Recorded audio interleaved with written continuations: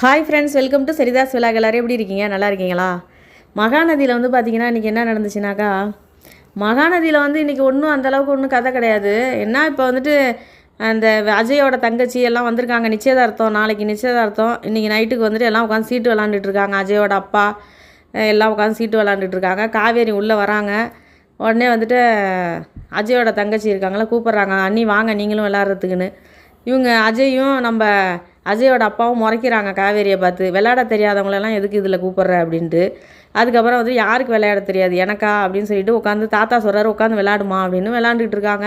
அப்புறம் விஜய் வராரு. விஜய் வந்தோடனே காவேரிக்கு சொல்லி கொடுக்குறாரு. அப்புறம் காவேரி தான் ஜெயிக்கிறாங்க.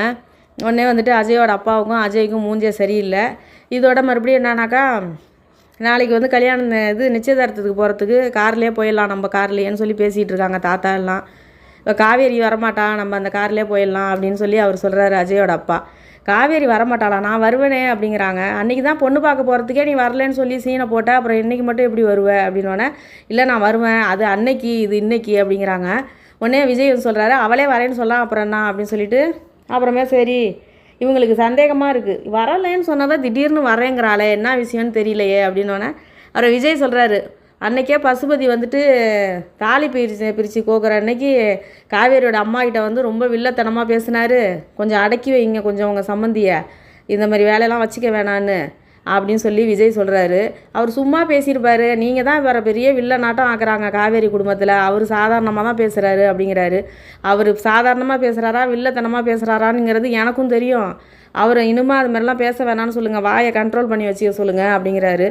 அதோடு அப்படியே இருக்குது. இதோட வந்து காவேரி வந்துட்டு காவேரியை கூட்டி விஜய் வா போகலான்னு எல்லாம் அவங்கவுங்க தூங்க போயிடுறாங்க. அப்போ வந்து இவங்க அஜயோட அப்பாவும் பேசிக்கிறாங்க, காவேரி வரமாட்டேன்னு சொன்னால் இப்போ திடீர்னு வரேங்கிறாளே, அவளை நம்ப முடியல, ஏதாவது பிளான் வச்சுருப்பாளா அப்படின்னு சொல்லி பேசிக்கிறாங்க. உடனே வந்துட்டு அப்படிலாம் ஒன்றும் இருக்காது, பசுபதியை பற்றி தெரியும்ல, என் மாமனார் எவ்வளோ பெரிய ஆள் தெரியுமா அப்படின்னு அஜய் சொல்கிறாரு. அதோட சரின்ட்டு அவர் கிளம்பி போயிடுறாரு அஜய். இவர் திரும்பி பார்க்குறாரு, காவேரி நிற்கிறாங்க. காவேரி நின்றுக்கிட்டு நக்கலாக அப்படியே சிரிச்சிட்டு போகிறாங்க. இப்போ மேலே போனோடனே இவங்க ரொம்ப ஜாலியாக துணிமணிலாம் எடுத்து வச்சுக்கிட்டு இருக்காங்க மறுநாள் போகிறதுக்கு. நீ வரமாட்டேன்னு சொன்ன நிச்சயதார்த்தத்துக்கு, முந்தா நாள் வரைக்கும் நிச்சயதார்த்தத்தை நிறுத்த போகிறேன்னு சொல்லிக்கிட்டு இருந்த, இப்போ என்னன்னா திடீர்னு வரேங்கிற, என்ன கதை அப்படின்னு சொல்லி விஜய் கேட்குறாரு. அப்போ வந்து காவேரி வந்துட்டு அவங்க இதே மாதிரி தான் எங்கள் அக்காவோட நிச்சயதார்த்தத்தன்னைக்கு நாள் நைட்டு எங்கள் அப்பா வந்து வெளிநாட்டிலேருந்து வந்து அவர் ஜாலியாக எங்ககிட்ட பேசிகிட்டு இருந்தார், பொழுது விடிஞ்சு நிச்சயதார்த்தத்துக்கு எங்கள் அக்காலாம் ரெடியாகி நாங்கள் எல்லாம் ரெடியாகி நிற்கிறோம், எங்கள் அப்பா இறந்து போயிட்டார், பசுபதி தான் அதுக்கு காரணம்னு தெரியறப்போ எங்களுக்கு எவ்வளோ அதிர்ச்சியாக இருந்தது தெரியுமா, பசுபதியை பார்க்க போகிற வரைக்கும் எங்கள் அப்பா நல்லா இருந்தார், போயிட்டு வந்ததுக்கப்புறம் தான் எங்கள் அப்பா வந்து செத்து போனார் அப்படின்னு சொல்லி காவேரி விஜய்கிட்ட சொல்லிக்கிட்டு இருக்காங்க. அவங்க கதையெல்லாம் சொல்லிவிட்டு அழுகுறாங்க. அப்போ வந்துட்டு விஜய்க்கே மனசு ரொம்ப இதாகி அவருமே அழுதுறாரு. நீ கவலைப்படாத காவேரி அப்படிங்கிறாரு. நான் எதுக்குமே கவலைப்படல, நான் நல்லா தான் இருக்கேன், நீங்கள் தூங்குங்க அப்படின்னு. நிச்சயதார்த்தத்து நாளைக்கு வந்து நடக்குதா என்னன்னு பார்க்கலாம் அப்படிங்கிறாங்க. நாளைக்கு வந்து நடக்கிறத நினச்சி தான் நான் இன்றைக்கி வந்துட்டு இப்படி சிரிச்சிக்கிட்டு இருக்கேங்கிறாங்க.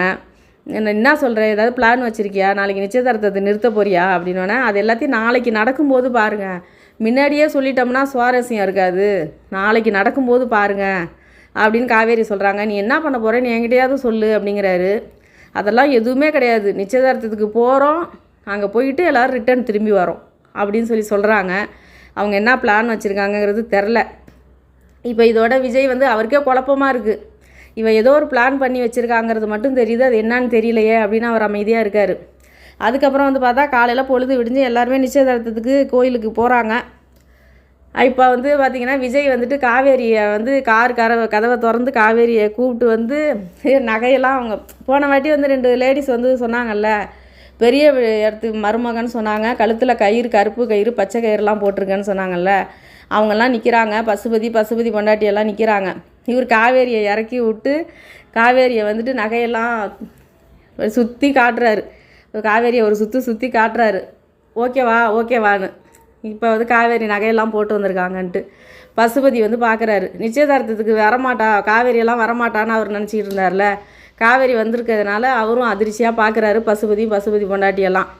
அந்த 2 பொம்பளைங்க கிண்டல் பண்ணாங்கல்ல நகை போட்டு வரலன்ட்டு, அவங்களும் பார்த்துட்டு அப்படியே பார்க்குறாங்க, இவ்வளோ நகை போட்டு வந்திருக்காளே அப்படின்ட்டு.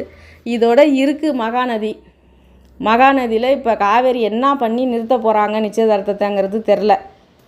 ஆனால் பசுபதி வந்துட்டு காவேரியை பழி வாங்கணுங்கிறதுக்காக வேண்டி பொண்ணு அந்த வீட்டுக்கு போகுதுன்னு சந்தோஷப்படுறாரு. ஆனால் மாப்பிள்ளை நல்லவரா, நம்ம பொண்ணை கட்டிக்க போகிற மாப்பிள்ளை நல்ல டைப்பா, நல்லவரா, நல்லா சம்பாதிக்கிறவரா, நல்ல குணத்தில் நல்லவராங்கிறத அவர் தெரிஞ்சுக்கல. இது ஏதோ என்ன நடந்து நிச்சயதார்த்தம் நிற்க போகுதுங்கிறது தெரில. காவேரி அப்படியெல்லாம் வந்துட்டு ஒருத்தங்க ஒரு பொண்ணோட வாழ்க்கையை கெடுக்க மாட்டாங்க.